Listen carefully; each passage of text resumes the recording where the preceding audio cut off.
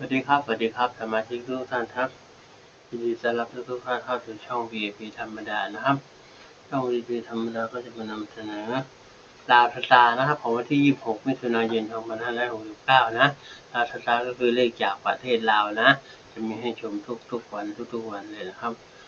ขอพระคุณสมาชิกทุกท่านนะครับที่เข้ามาชมนะทุกคลิปเลยอย่าลืมกดติดตามนะครับกดติดตามกดถูกใจกดไลค์กดแชร์ด้วยนะครับมาชมกันเลยนะครับ7กับ8นะลาวสตาร์นะ7กับ8นะครับจดไปก่อนนะ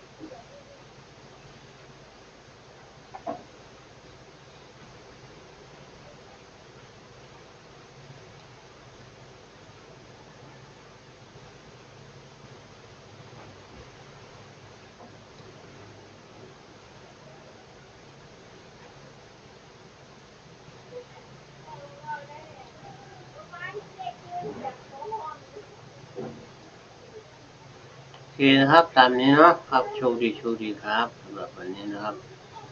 ครับสวัสดีครับ